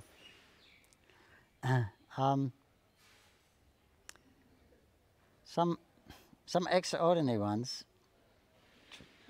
transcendental pastimes. तो चैतन्य मठ में श्रील भक्ति सिद्धांत सरस्वती ठाकुर की कुछ अविस्मरणीय लीलाएं हैं। कौन सी हैं, क्या आप बता सकते हैं? ओह, यहाँ बहुत हैं कुछ अद्भुत दिव्य लीलाएं। एक दिन जब वे मठ छोड़कर इस्कॉन मायापुर मंदिर की दिशा में चलने लगे, ये शिव ढोबा के निकट पुलिया के पास ऐसा एक बड़ा सा बरगद का वृक्ष है, जिसमें श्रील प्रभुपाद कहते हैं कि वो कल्प वृक्ष है। तो श्रील भक्ति सिद्धांत सरस्वती ठाकुर जाने लगे तो उनके शिष्य ने उन्हें देखा कि गुरु महाराज रात के समय में कहाँ जा रहे हैं। उस समय बिजली भी नहीं थी, तो ये अजीब सा था उस समय बाहर निकलना। तो वे उनके पीछे गए तो भक्ति सिद्धांत सरस्वती ठाकुर ने देखा और पूछा, कौन है? मैं हूँ गुरु महाराज। तो वे जब उस मार्ग पर चलते गए, and Bhagavad Maharaj, it was an ecstatic Sankirtan party. It was really ecstatic. And he said when they come, then Bhaktisiddhanta, they all come up and embraced him one by one. He said it was ecstatic. Their hairs were standing on end and they were falling down. And then they, after that, then they continued. And he said, Guru Maharaj turned to me and said, this Sankirtan party came from Swetatdweep. तो सामने क्या देखते हैं कि एक संकीर्तन party आ रही है रात के समय, संकीर्तन दल, और वो दल पास आता जाता था और संकीर्तन वास्तव में परम आनंदमयी था। और शिष्य बताते हैं कि जब वे निकट आए तो वे सभी एक एक करके श्रील भक्ति सिद्धांत सरस्वती ठाकुर को गले से लगा रहे थे।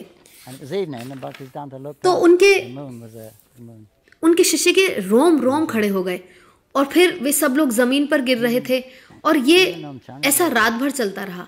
और फिर गुरु महाराज मुड़ करके मुझे बोले, ये संकीर्तन दल श्वेतद्वीप से आया था, तो वो दल उन महापुरुष से मिलने आया था तथा योगपीठ के दर्शन करने व आशीर्वाद लेने आया था। इसी प्रकार दूसरी दिव्य कथा है जो उनके शिष्य दामोदर राज द्वारा सुनाई गई। वो भक्ति सिद्धांत सरस्वती ठाकुर के साथ सड़क पर जा रहे थे और वो शाम का समय था और भक्ति सिद्धांत सरस्वती ठाकुर ने आकाश में चांद की ओर देखा और कहा, अब चंद्रमावासी भी इतना गिर गए हैं, चंद्रलोक में भी। तो दामोदर राय कहते हैं, मुझे समझ आया कि जगत गुरु का अर्थ क्या होता है, सारे जगत के गुरु, सारे ब्रह्मांड के गुरु। तो इस तरह से उनके शिष्य उनके प्रचार की बातें बताते हैं कि वे क्या कहते थे इत्यादि। He offered pranams and he said, "This is your deity that you want." And he said, how do you know I wanted a deity? He said, this deity came in my dream last night. And he said, tomorrow. उनके प्रिय विग्रह गंधर्विका गिरिधारी, उनका क्या विशेष संबंध था उनके साथ? विग्रह कैसे आए उनके पास? तो उन्होंने मंदिर बनवाया, फिर उन्हें विग्रह चाहिए थे, तो वे स्वयं जयपुर गए, वो स्थान जो संगमरमर का अति उत्तम विग्रह बनाने के लिए जाना जाता है। वहां पे वे एक दुकान में गए, वहां के मालिक दुकानदार ने उन्हें प्रणाम अर्पित किया और उनसे कहा, ये आपके विग्रह हैं, आपको कैसे पता चला कि मुझे अपने मंदिर के लिए विग्रह चाहिए? तो मालिक ने उत्तर दिया, कल मेरे स्वप्न में ये आए थे और इन्होंने कहा कि कल यहाँ एक महापुरुष पधारेंगे और मैं उनकी सेवा ग्रहण करना चाहता हूँ, तो आप कृपया ये विग्रह उन्हें दे दें, तो आप मेरी तरफ से विग्रह स्वीकार करें। तो श्री राधा गंधर्विका गिरिधारी ने उनकी सेवा को चुना और इस तरह वे मायापुर आ गए। ओह, तो क्या वे गौड़िया मठ के सबसे बड़े विग्रह हैं? मैं कह नहीं सकता, बड़े हैं, बहुत बड़े, हाँ शायद सबसे ही बड़े। So apart from this, we're not much interested. So with these four, we know are pure, genuine sampradayas. As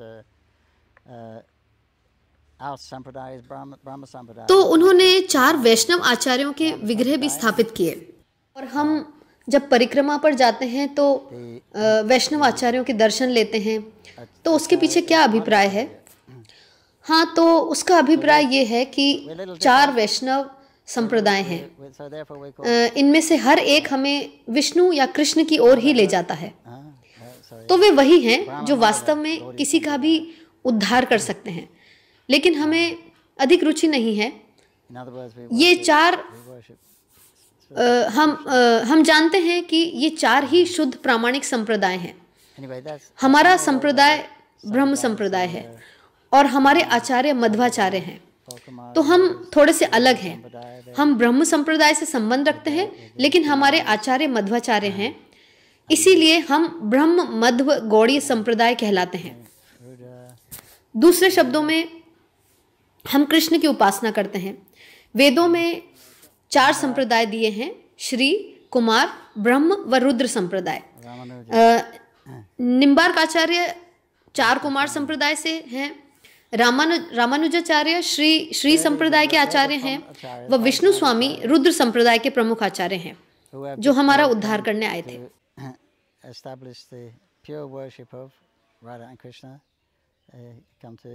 Bring people back from the Mayavadi doctrine, which is very prominent at one time. So those we respect all of those sampradayas as bona fide sampradayas that can take you back to Godhead. यहाँ चांद काजी की समाधि पर हम एक असामान्य चीज देखते हैं। एक चंपा का वृक्ष है तथा एक नीम का वृक्ष है, ये दोनों एक दूसरे में गुथे हुए हैं और ये शचीनंदन, श्री गौरहरि व चांद काजी के दिव्य शाश्वत संबंध को दर्शाता है। चांद काजी उस समय उस जिले के राजा थे।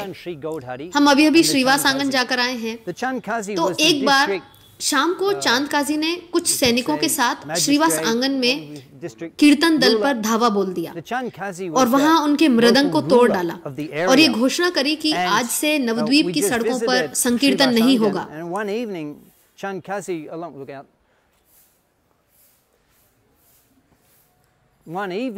Chandkazi, along with soldiers, they attacked the devotees in Srivasangan and broke the Madanga and declared that from here on, from this day, no one will perform any Shankirtan on the streets of Navadip. And of course the devotees were very much traumatized by this declaration of the Chandkazi. And then Sachinandan, और जाहिर है वहाँ उपस्थित सभी भक्त इस घोषणा से बहुत दुखी हो गए। फिर सचिनंदन ने भक्तों को इस चिंता से मुक्त करने का निर्णय लिया। उन्होंने एक संकीर्तन जुलूस का आयोजन किया, जिसे श्रील प्रभुपाद सविनय अवज्ञा आंदोलन कहते हैं। तो एक बहुत विशेष स्थान है ये इस दृष्टि से कि पवित्र नाम का प्रचार करने वाले भक्तों के मार्ग में बहुत रोड़े आते हैं।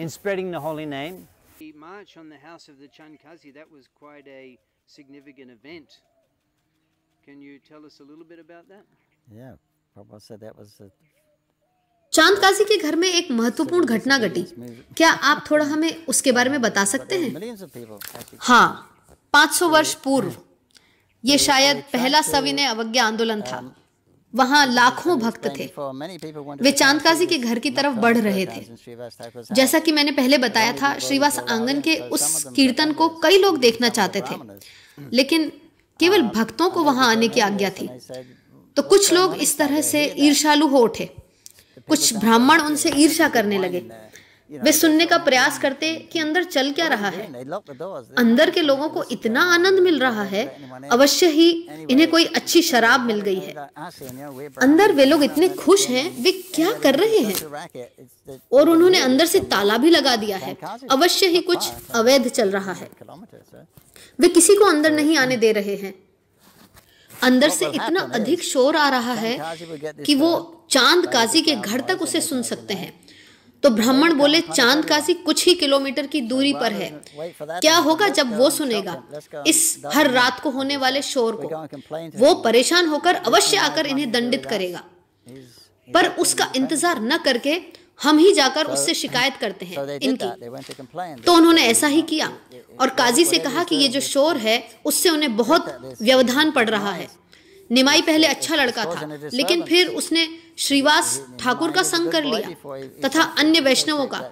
तो पहले वह अत्यंत बुद्धिमान था, पर अब वो पागल हो गया है उनके प्रभाव में, और वे लोग कुछ नहीं कर पा रहे हैं। और वो जो कुछ भी कर रहे हैं वो शास्त्रोचित नहीं है। और ये चातुर्मास का समय है, वर्षा की ऋतु है। वे सब जोर जोर से हर समय जप करते रहते हैं और ये सब उन्हें बहुत परेशान करता है। वे कहते हैं ये हिंदू प्रथा नहीं है, आपको कुछ करना चाहिए, नहीं तो हम ही कुछ करेंगे, घर तोड़ देंगे या उन्हें गंगा में फेंक देंगे। तो फिर वहां ये अफवाह फैल गई कि पुलिस वहां आएगी और महाप्रभु को गिरफ्तार कर लेगी। फिर सबको बहुत घबराहट होने लगी। सभी भक्त बहुत डर गए। महाप्रभु ने पूछा कि क्या हुआ है, कुछ गलत हुआ है क्या सब कुछ ठीक नहीं है? आज कीर्तन का रस रोज जैसा नहीं है। तो श्रीवास ने कहा, नहीं नहीं, कुछ भी गलत नहीं है महाप्रभु, सब ठीक है। महाप्रभु ने फिर से पूछा, श्रीवास बताओ मुझे क्या बात है, मुझे सब पता है, तुम्हारी क्या समस्या है? ये कह रहे हैं कि सैनिकों की एक फौज आ रही है जो मुझे चांद काजी के पास ले जाएगी। Said, I know everything. I know what your problem is. You're afraid that they say there's a boatload of soldiers coming and they'll take me to Chankazi. He said, तुम चिंता मत करो, मैं खुशी खुशी वहां चला जाऊंगा।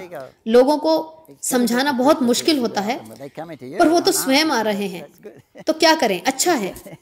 उन्होंने कहा कि मैं खुशी खुशी चला जाऊंगा। वो बोले कि हम चांद काजी के घर जाएंगे और उसको चुनौती देंगे।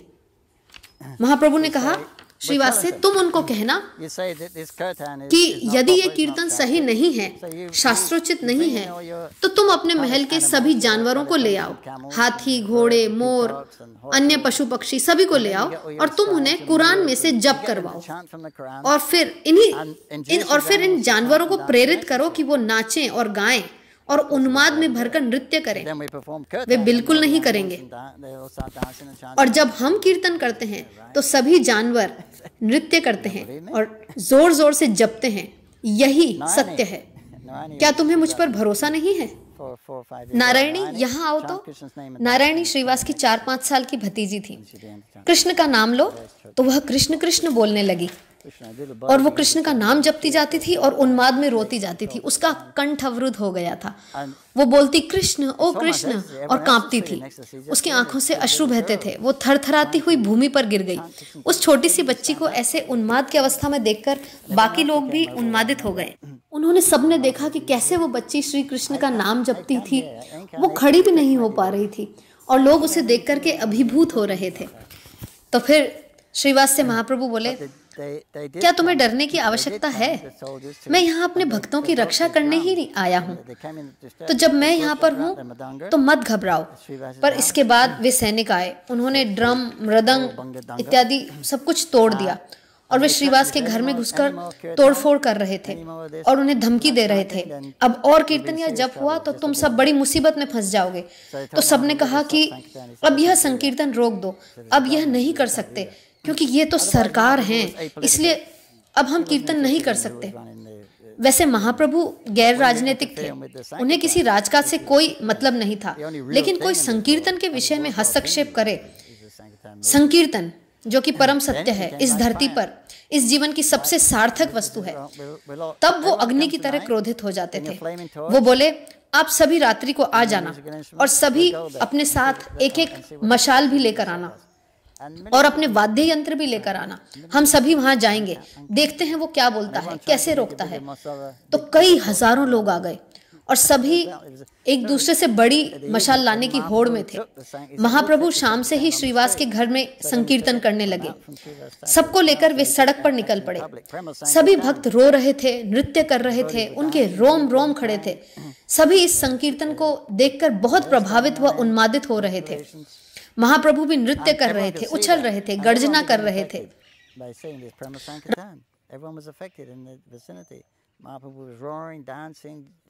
Leaping, and everyone just joined in, and the whole Navadvip practically turned out. रास्ते के सभी लोग आते जाते थे। व्यवहारिक रूप से जैसे पूरा नवद्वीप ही उमड़ पड़ा था। वे सभी एक दिव्य भाव का अनुभव कर रहे थे और भाव विभोर हो रहे थे। और फिर सभी गंगा तट से घूम करके चांद काजी के घर पहुंचे और वहां के सभी लोग तुरंत वहां से भाग गए। हजारों भक्तों की भीड़ देखकर और चांद काजी ने घर के अंदर छुपकर ताला लगा लिया। महाप्रभु उनका द्वार जोर जोर से खटखटाने लगे, लेकिन कोई नहीं खोल रहा था। सभी भक्त चिल्ला रहे थे, आज इस स्थान को नष्ट कर देंगे। वे पेड़ उखाड़ने लगे, चीजें फेंकने लगे। चांद काजी काफी देर बाहर नहीं आए, लोग उन्हें पुकार रहे थे और फिर काफी समय के बाद वो बाहर आए और आकर विनम्रता पूर्वक बोले, महाप्रभु हम एक ही गांव के हैं, इस लिहाज से मैं आपका चाचा हुआ।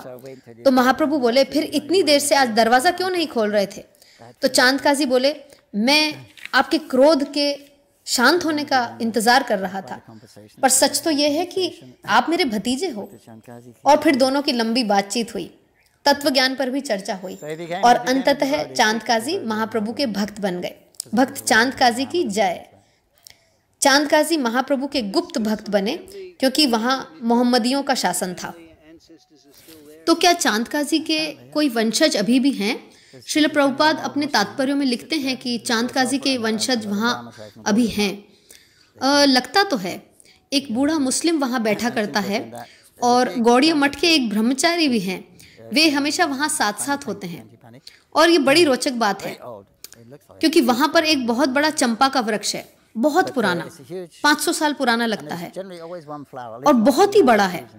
सामान्यतः उस पर एक फूल अवश्य ही खिला होता है, चाहे ऋतु न भी हो। तो ये एक रहस्यमयी बात है। और मैंने सुना है कि महाप्रभु ने वो वृक्ष लगाया था क्योंकि चांद काजी के प्यार का नाम चंपा था और महाप्रभु के प्यार का नाम निमाई था। तो वहीं पर एक नीम का पेड़ भी है और ये चंपा का वृक्ष और नीम वृक्ष दोनों एक दूसरे से लिपटे हुए से, गुथे हुए से खड़े हैं और ऐसा लगता है कि प्रेम पूर्वक साथ साथ बढ़ रहे हैं।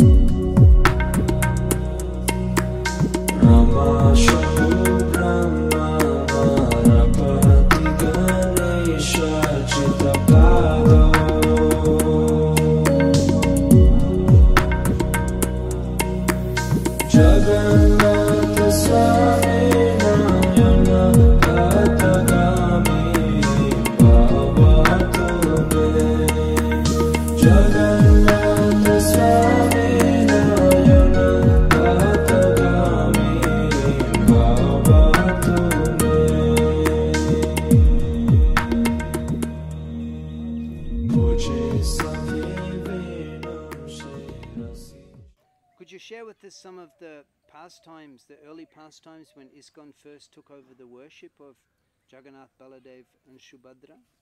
क्या आप हमारे साथ कुछ पुरानी लीलाएं बांट सकते हैं जब इस्कॉन ने पहली बार जगन्नाथ, बलदेव व सुभद्रा माई की उपासना शुरू करी राजापुर में सीमंत द्वीप पर? जी हाँ, 1970 से वो मंदिर था। जो भक्त इस मंदिर की देखरेख कर रहे थे उनका नाम था फटिक चैटर्जी। उनकी 7 पुत्रियां थीं, परंतु पुत्र एक भी नहीं था।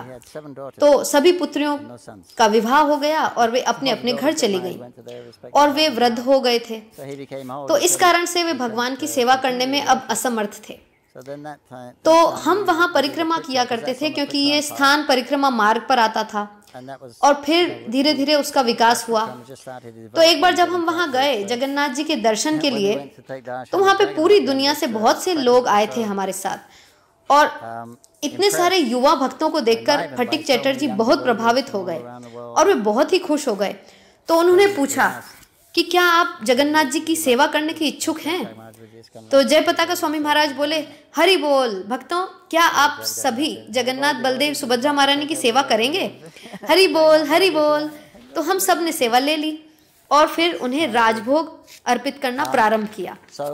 जो कुछ भी राधा माधव के लिए बनता वो थोड़ा अतिरिक्त बनाते यहाँ मायापुर में, और फिर पुजारी उसे टिफिन में डालकर साइकिल पर भगवान को अर्पित करने के लिए राजापुर ले जाते और इस तरह उन्हें एक पहर का प्रसाद मिल जाता। फिर जय पताका महाराज ने यह मंदिर अभी कहा कि यह मंदिर अभी पूर्ण रूप से आधिकारिक तौर पर हमारा नहीं है, अभी कुछ हस्ताक्षर बाकी हैं, तो आप प्रतीक्षा कीजिए। जब तक कि यह पूर्ण रूप से इस्कॉन के अधीन नहीं हो जाता तब तक सेवा मत बढ़ाइए। हमें ऐसा कुछ नहीं करना चाहिए जो हम जारी न रख सकें।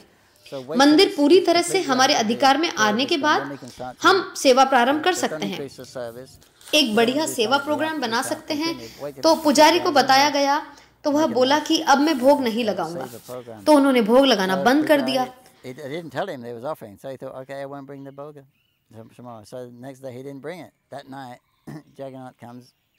और उस रात जगन्नाथ जी उनके सपने में आए। पुजारी ने सपना देखा कि जब उसने मंदिर के पट खोले हैं तो भगवान के विग्रह वहां नहीं थे क्योंकि उन्होंने भोग लगाने से मना कर दिया था। तो विग्रह जगन्नाथ जी मंदिर छोड़कर के चले गए थे। तो वह पुजारी सदमे में चिल्लाने लगे, वो हक्के बक्के रह गए कि विग्रह चले गए हैं। उसने देखा कि वे खेतों में भागते हुए जा रहे हैं। जगन्नाथ, बलदेव, सुभद्रा महारानी कृपा मत जाइए, वापस आ जाइए। तो उत्तर में जगन्नाथ जी बोले, तुम हमें भोग नहीं खिलाते हो, इसीलिए हम मायापुर चंद्रोदय मंदिर जा रहे हैं क्योंकि वहाँ पर बहुत अच्छा प्रसाद होता है। वहाँ एक पुजारी हैं जो जगन्नाथ जी को बहुत प्रिय हैं।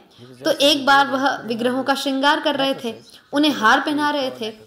वह 3-4 बार हार पहना चुके। जब आखिरी हार उन्होंने पहनाया तो वह हार गिर गया। तो उन्होंने उसे फिर से उठा करके पहना दिया, वो फिर से गिर गया। तो इस पर उन्हें बड़ा आश्चर्य हुआ और वह बार बार पहनाने का प्रयास करने लगे और वह हार बार बार गिर रहा था। और आखिरकार जगन्नाथ जी बोले, नहीं पहनना मुझे, क्या समझ में नहीं आता तुमको? एक बार वहां के पुजारी को ज्वर हो गया था, तो उन्होंने अपना दैनिक कार्यक्रम किया, राजभोग बनाया, आरती की। And the other another pujari is not here now. I won't wake the deity up at 4 o'clock. No one's coming anyway that time. और फिर विग्रहों को भी शयन कराने के लिए कहकर चले गए। चौकीदार को कह दिया कि मैं विश्राम करने जा रहा हूँ, मैं बीमार हूँ। और उस समय वहाँ ज्यादा लोग होते भी नहीं थे, तो वो उस शांति में विश्राम करना चाहते थे ताकि उनका ज्वर उतर जाए। तो वो विश्राम करने गए तो जगन्नाथ जी उनके सपने में आए। क्या कर रहे हो? उठो उठो उठो, तुम्हें हमारी सेवा करनी है, चलो उठो हमारी सेवा कर। इतने भी बीमार नहीं हो तुमने प्रसाद लेना तो बंद नहीं किया है, नित्य भजन करना भी बंद नहीं किया है, क्योंकि उन पुजारी को कीर्तन करना बहुत पसंद था। तो इन सब बातों के लिए तो तुम बीमार नहीं हो, बस हमारी सेवा करने के लिए तुम बीमार हो, चलो उठो उठो। तभी उस पुजारी की निद्रा टूटी, वो सोचने लगे ये क्या हुआ, लेकिन वो फिर से सो गए। और तभी वहां पर चौकीदार आए और उनका दरवाजा जोर जोर से बजाने लगे कि उठिए उठिए पुजारी जी, विग्रहों को उठाने का समय हो गया है। और तब उनको जगन्नाथ जी को उठाने जाना ही पड़ा। और वहां पे सेवा विग्रह हैं वो भी एक बार बोले कि आप पुजारी जी हमें अच्छे लगते हो, लेकिन जो दूसरे पुजारी हैं वो थोड़े से लापरवाह और भुलक्कड़ हैं, और कई बार हमारा श्रृंगार करते वक्त वो हमें पिन चुभो देते हैं। ये देखो मेरी बाह, और उन्होंने अपनी बाह का कपड़ा हटा करके दिखाया तो वहां पर रक्त की कुछ बूंदें थीं। Welcome to Simantadip. आप सबका सीमंत द्वीप पर स्वागत है। हमने अभी अंतरद्वीप की परिक्रमा पूर्ण की है और अब हम सीमंत द्वीप पर हैं। यहाँ इस्कॉन के श्री राजापुर जगन्नाथ मंदिर में, और मेरे पीछे सीमंतिनी देवी दासी का मंदिर है, और जगन्नाथ बलदेव सुभद्रा माई के विग्रह हैं, स्वयंभू महादेव हैं, जयानंद ठाकुर का मंदिर है, और यह बहुत ही सुंदर और आध्यात्म से पूरित स्थान है।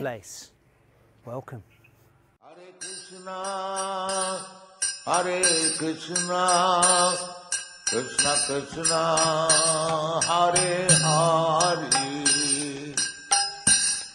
हरे राम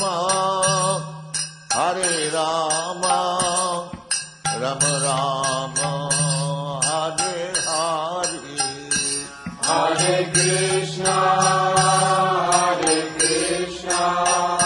कृष्णा कृष्णा हरे हरे, हरे राम राम राम हरे हरे, हरे कृष्णा कृष्णा कृष्णा हरे हरे, हरे राम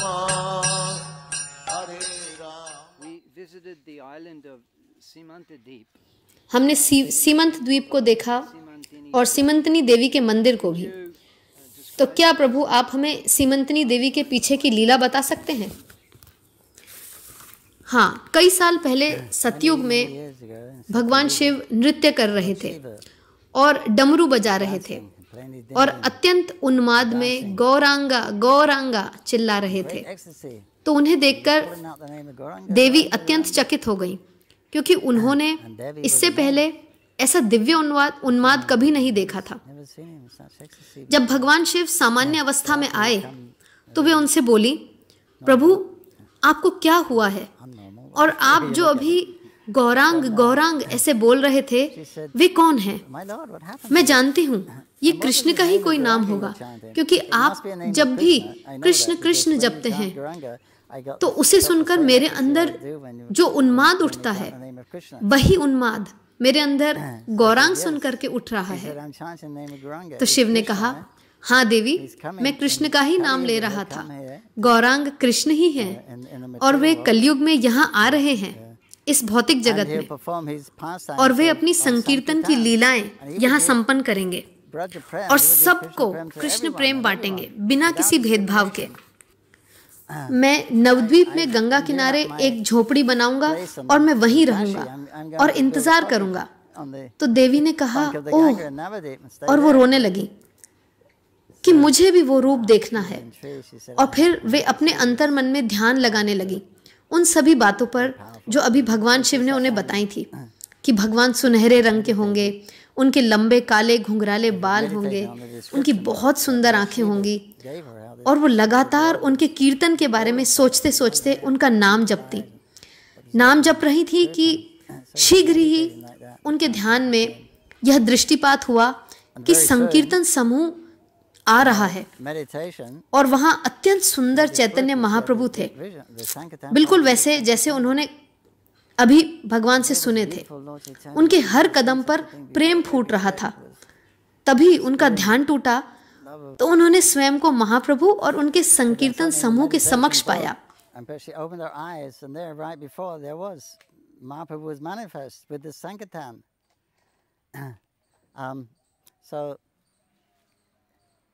महाप्रभु आगे आए और कहा, देवी आप यहाँ क्या कर रही हैं और आप रो क्यों रही हैं? मैं आपको देख करके अति प्रसन्नता का अनुभव कर रही थी भगवान, पर फिर जब मैंने आपके साथ अपने संबंध के बारे में सोचा तो मैं दुखी हो उठी हूँ, क्योंकि मैं माया हूँ मेरी आपके प्रति सेवा है कि मुझे बद्ध जीवों को आपसे दूर रखना है, और जहाँ माया होती है वहाँ कृष्ण नहीं हो सकते। तो इसका अर्थ मैं कभी भी आपके साथ नहीं रह सकती। आप इस समय मुझ पर विशेष कृपा कर रहे हैं, परंतु संसार में सभी आपकी कृपा को देख सकते हैं, कृपा को पा सकते हैं। मेरे अलावा मेरी क्या दुर्दशा है, मुझे क्यों यह दंड मिल रहा है भगवान। और वे रोने लगी। तो महाप्रभु ने उन्हें दिलासा दिया और बोले, नहीं, ऐसा नहीं है।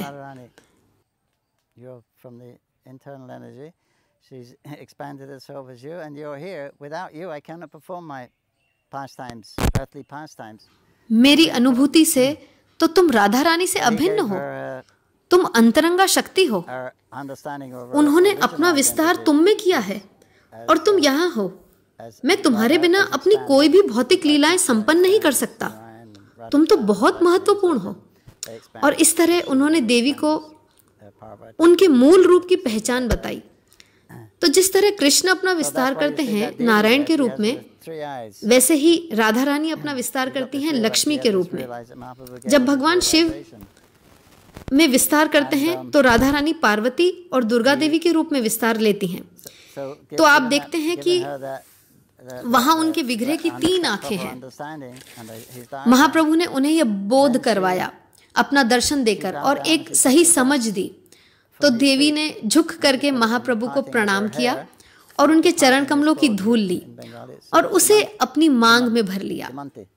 मांग को बंगाली में सीमंती कहा जाता है और फिर इस द्वीप का नाम इसीलिए सीमंतनी द्वीप हो गया।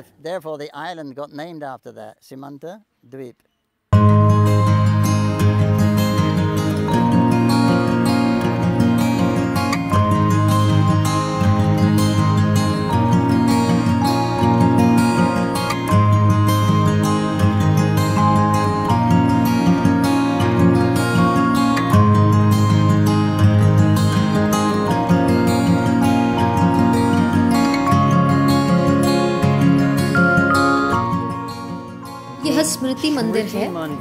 यह जयानंद ठाकुर का मंदिर है, जिनके लिए श्रील प्रभुपाद ने घोषित किया था कि वो इस्कॉन के पहले संत थे।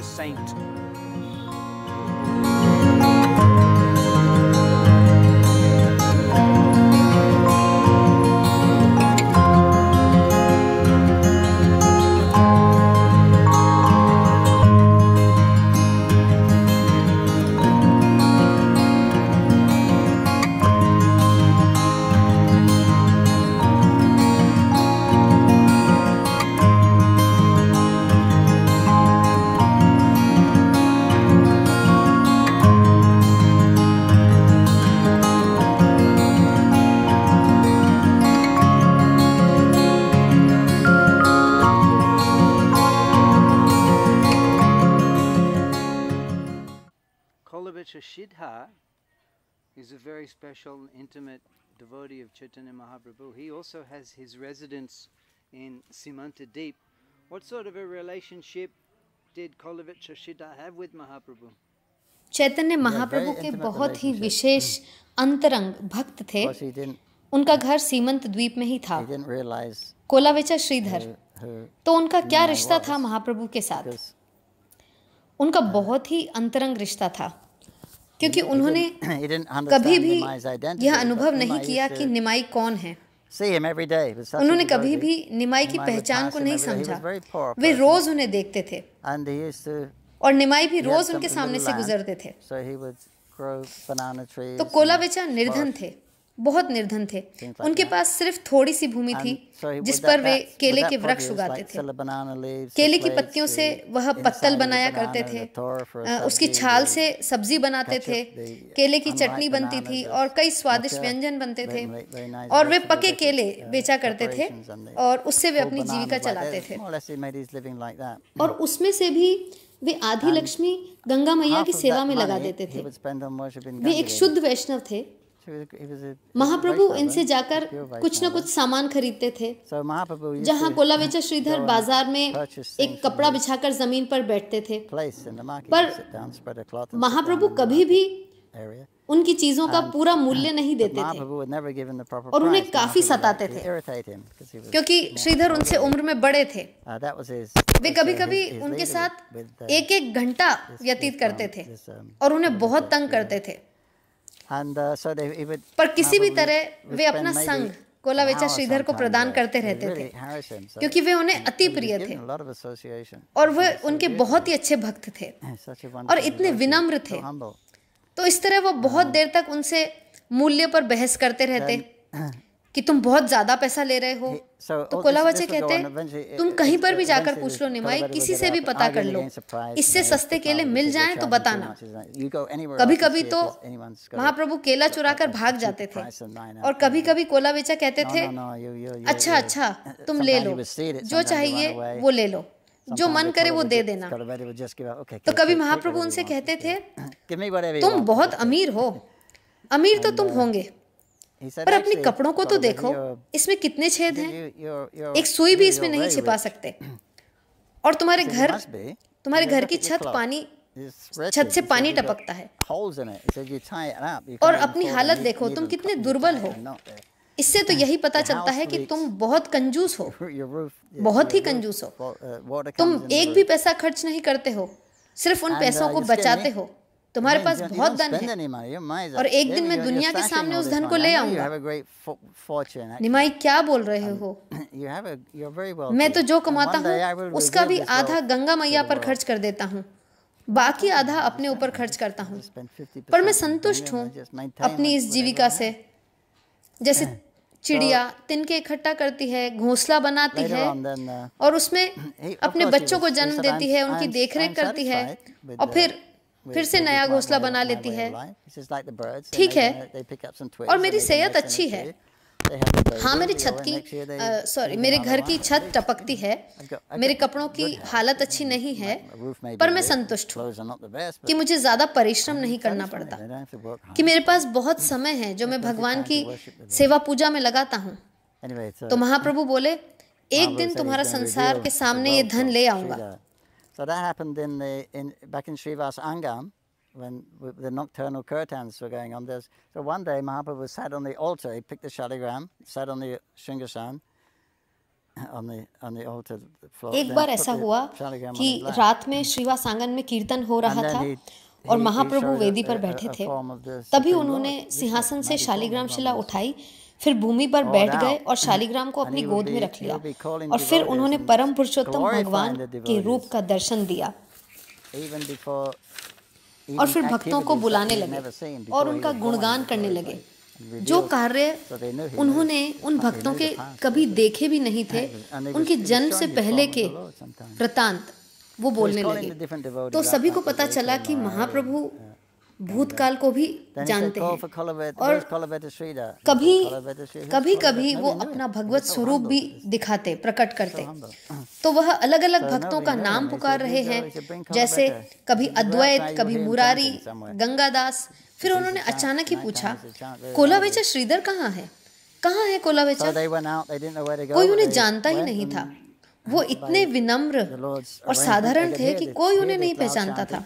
उन्होंने कहा बाहर जाओ और उसे ढूंढ कर ले आओ, कहीं बैठा जप कर रहा होगा, क्योंकि कोलावेचा श्रीधर रात में जोर जोर से जप करते थे। और भक्त निकल गए, उन्हें पता नहीं था कहाँ ढूंढे, पर वो गए और भगवान की व्यवस्था के अनुसार उन्होंने उनकी आवाज सुनी जपते हुए। तो उनसे पूछा क्या आप कोलावेचा श्रीधर हैं? तो उन्होंने कहा हाँ। तो वे बोले कि महाप्रभु ने आपको बुलाया है। जैसे ही कोलावेचा ने ये सुना, महाप्रभु मुझसे मिलना चाहते हैं, और ये कहकर वे बेहोश हो गए और फिर उन्हें श्रीवास आंगन ले गए, जहां उन्होंने महाप्रभु को परम पुरुषोत्तम भगवान श्री भगवान के रूप में देखा और वे फिर से बेहोश हो गए। महाप्रभु ने उन्हें प्रेम से उठाया और कहा कोलावेचा तुम मुझे बहुत प्रिय हो, तुम मेरे अत्यंत प्रिय भक्त हो, मैं यहाँ सबको आशीर्वाद दे रहा हूँ। महाप्रभु वहाँ 21 घंटे तक उसी प्रकार बैठे रहे और सबको आशीर्वाद देते रहे। तो आज का दिन बहुत विशेष है, मैं सबको आशीर्वाद दे रहा हूँ, तुम भी मांगो आशीर्वाद। तो उन्होंने कहा प्रभु आपका दर्शन ही मेरे लिए आपका आशीर्वाद है। मैं भाग्यवान हूँ कि आप रोज मेरे घर आते हैं, मेरे पास आते हैं। मैं अपने जीवन से अति संतुष्ट हूँ, मुझे कुछ नहीं चाहिए। महाप्रभु बोले तुम इतने गरीब हो, मैं तुम्हें इंद्र का ऐश्वर्य दे सकता हूँ। तो कोलावेचा बोले प्रभु मेरे साथ परिहास न करें, मैं क्या करूँगा इतने धन वैभव का, मैं संतुष्ट हूँ। अच्छा तो मैं तुम्हें मुक्ति दूंगा, तत्क्षण मुक्ति दूंगा श्रीधर। तो कोलावेचा ने अपने कान बंद कर दिए। नहीं नहीं प्रभु, वहां न तो भक्ति है न सेवा है, भक्ति में सेवा जहाँ नहीं, कृपया मेरे साथ खेल न खेले। तो महाप्रभु बोले नहीं, तुम्हें आशीर्वाद तो मांगना होगा। भगवान मुझे कुछ नहीं चाहिए। अच्छा ठीक है, मैं तुम्हें अष्ट सिद्धियां दे दूंगा। तो कोलावेचा बोले मैं क्या करूंगा उनका प्रभु, मुझे नहीं चाहिए, कृपया आप मेरे साथ इस प्रकार का हास न करें, आपके दर्शन ही बहुत हैं। मैं तो महाप्रभु बोले मैं तुम्हारे लिए स्वर्ग से वैकुंठ का यान मंगा देता हूँ, तुम उसमें बैठ करके तत्क्षण वैकुंठ चले जाओ। प्रभु आप मेरा परिहास न करें, मैं नहीं जाऊंगा, पर मैं आशीर्वाद दे रहा हूँ और तुम्हें लेना पड़ेगा। अच्छा अगर मुझे आशीर्वाद लेना है तो आप मुझे ये दीजिए कि जब आप बचपन में बाजार में मेरे पास आते थे, मुझे परेशान करते थे, मुझे तंग करते थे, मुझे क्रोध दिलाते थे, कभी कभी मैं आपके पीछे दौड़ता था, आप बहुत परेशान करते थे मुझे, पर मुझे आपका संग अच्छा लगता था। कभी कभी मुझे थोड़ा क्रोध आता था पर अच्छा लगता था। पर मुझे लगता है कि आपको भी रोज रोज वहाँ आना अच्छा लगता होगा, आपको भी कुछ न कुछ जरूर मिलता होगा, तभी तो आप आते थे। अगर ऐसा है तो जो भी अवतार आप लेंगे मुझे भी अपने साथ रखना पड़ेगा। मैं भी वहीं आपके साथ रहना चाहता हूँ ताकि आपको मुझे सताने में खुशी मिलती रहे, वही मजा प्राप्त हो। महाप्रभु ने कहा देखो सरा, सबको कहा श्रीधर, मैंने कहा था ना तुम्हारे पास बहुत संपत्ति है, बहुत सा भक्ति का धन है। तो उन्होंने कहा मैंने अभी श्रीधर को कर्म योग के फल प्रदान करने का प्रस्ताव दिया, मुक्ति का भी प्रस्ताव दिया, अष्ट सिद्धि, और उन्होंने सब कुछ यहाँ तक कि बैकुंठ को भी मना कर दिया। श्रीधर के माध्यम से वे एक शुद्ध भक्त का उदाहरण प्रस्तुत कर रहे थे। केवल एक शुद्ध भक्त ही किसी भी वस्तु की, एक शुद्ध भक्त को किसी भी वस्तु की आवश्यकता नहीं होती, क्योंकि वह स्वयं में संतुष्ट होता है। श्रीधर के पास क्योंकि कृष्ण प्रेम था और वह भक्ति में सेवा में व्यस्त थे, तो वो पूर्ण रूप से संतुष्ट थे। पर महाप्रभु ने कहा कि मैं तुम्हें कुछ तो दूंगा, वो जो शिव तथा ब्रह्मा को भी प्राप्त नहीं होता। मैं तुम्हें कृष्ण प्रेम देता हूँ श्रीधर, कृष्ण प्रेम, कृष्ण प्रेम की जय। वह प्रेम से अभिभूत हो गए, वे बेहोश हो गए। श्रीधर चैतन्य महाप्रभु के बहुत प्रिय भक्त थे।